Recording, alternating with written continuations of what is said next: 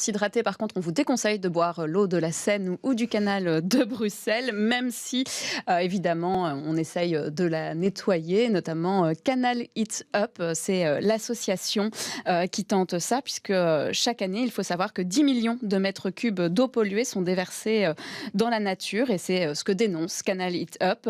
Et nous recevons Peter Elson. Bonjour, vous êtes le fondateur, un des fondateurs de Canal It Up. Oui, bonjour. Bonjour.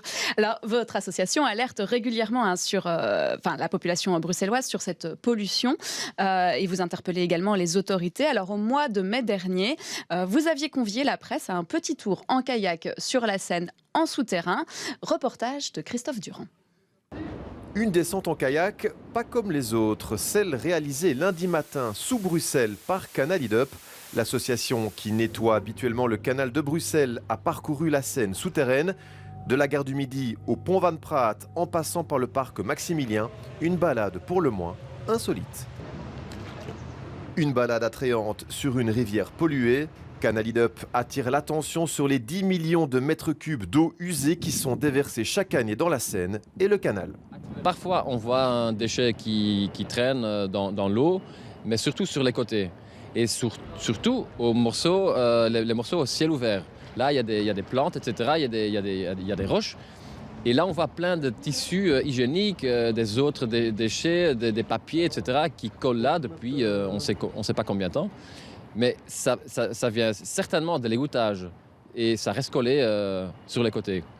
Voilà, Peter Elsen, une petite balade en kayak bien agréable ou non. Donc vous scrutez la qualité de ces eaux de la Seine. Et quelles sont vos conclusions? Dans quel état elle est, l'eau de la Seine? La qualité d'eau de la Seine n'est pas très bien. Et la plus grande raison pour cette mauvaise qualité d'eau, ce sont les rejets d'eau usée dans la Seine quand il pleut. Et on parle souvent des fortes pluies, que ça arrive lors des fortes pluies. Mais ce n'est pas vraiment le cas, la situation est un peu différente. Si on parle que des fortes pluies, si ça arrive 2 ou 3 fois par an, ça ne serait pas très grave parce que chaque système a besoin d'un système de sécurité. Comme un système d'égouttage, il y a des trop-pleins, c'est le système de sécurité et on ne sait pas le dimensionner pour les plus grosses pluies. Le problème à Bruxelles, c'est que ça arrive 10 fois par mois, en fait, vers la Seine et 1 à 3 fois par mois vers le canal, parce que la Seine, c'est le premier niveau de sécurité. Donc ça veut dire que le réseau d'égouttage bruxellois est vraiment trop saturé et ne peut pas à la fois supporter les eaux usées et la pluie, même quand la pluie n'est pas si abondante que cela. On peut le voir comme ça, ou on peut le voir de la manière que toute l'eau de pluie ne devrait pas être guidée vers les égoutages. On devrait faire en sorte qu'on la récupère ailleurs. On la fait infiltrer dans le sol là où elle tombe. On la collecte dans des citernes. On peut la réutiliser. Et si ça, c'est pas possible, on peut la ralentir aussi. Si on ralentit l'eau de pluie, mais qu'elle coule toujours vers l'égouttage par après, ça ne va pas faire inonder l'égouttage. Il y a plusieurs solutions, mais on ne va pas agrandir l'égouttage pour résoudre le problème. Ça serait impossible à faire. Oui. Alors, ce sont des solutions qui sont étudiées, voire mises en pratique dans d'autres villes en Europe et qui sont confrontées au même genre de problème, comme à Paris, par exemple. Et il y a des choses qui sont faites là qu'on ne fait pas chez nous à Bruxelles. C'est ça, c'est comme vous dites, toutes les villes ont le même problème. À Paris aussi, la plus grande partie du réseau d'égouttage, c'est un système unitaire. Il y a des villes, il y en a peu, qui ont un système séparé. Un tuyau pour l'eau de pluie, un tuyau pour les eaux usées. À Paris, la plupart des tuyaux sont aussi unitaires et l'eau est mélangée aussi.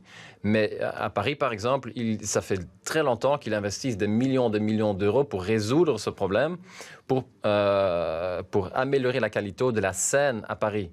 Et actuellement, ils construisent un dernier bassin d'orage, on va dire, sous la place Marie Curie, même avec un tunnel taille métro, pour éviter les derniers mètres cubes d'eau usée qui sont déversés dans la Seine. Parce qu'actuellement, ils ont 3 millions de mètres cubes annuellement qui sont déversés dans la Seine. Et donc nous, c'est 3 fois plus. C'est 3 fois plus.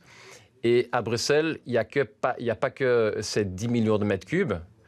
Ça, c'est le volume qui est déversé directement dans la Seine et le canal. À côté de ça, il y a aussi tout le volume qui arrive aux stations d'épuration en cas de pluie. Mais la station d'épuration n'est pas dimensionnée pour traiter un tel volume d'un coup. Alors là, il y a un raccourci et toute cette eau polluée passe à côté du station d'épuration et est rejetée dans la Seine par après. Et là, on parle d'encore 6 millions de mètres cubes par an, qui est seulement légèrement traité. Et les plus grands déchets sont sortis de cette eau. Alors, on parle en fait de 10 millions plus 6 millions de mètres cubes. Ah oui, donc c'est énorme. Mais donc, il faudrait quand même préciser qu'au niveau européen, il y a une directive européenne qui oblige les pays à faire en sorte que leur cours d'eau soit d'une qualité écologique d'ici 2027. On ne sera pas prêt, nous, à Bruxelles, pour cela? On ne sera pas prêt, non. Et la qualité d'eau de la Seine et le canal et la Woluwe doit atteindre le bon état chimiquement et écologiquement. Donc ça veut dire qu'on doit voir des petits poissons nager et frétiller dans l'eau? Exact. Il y a déjà des poissons, mais ce n'est pas suffisant. Il faut aussi des plantes, il faut de la vie de toutes sortes. De ce qu'on sait aujourd'hui, Bruxelles ne sera pas prêt pour 2027.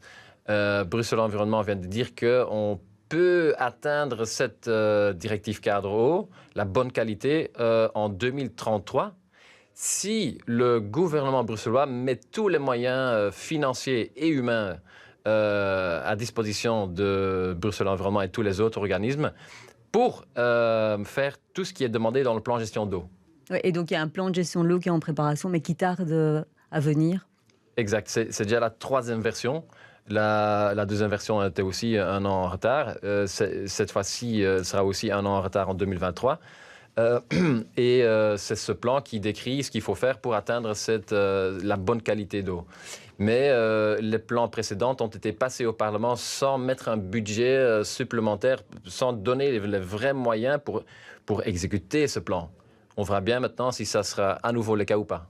Oui, donc ça ne va pas être tout de suite, si je comprends bien, qu'on pourra nager dans la Seine, alors qu'à Paris, c'est prévu pour 2024. C'était un des objectifs des JO pour Emmanuel Macron, oui. en tout cas. Exact, oui. C'est le but. Et normalement, ils vont y arriver à Paris. Ils vont presque atteindre le 0 mètre cube rejeté dans la Seine par an.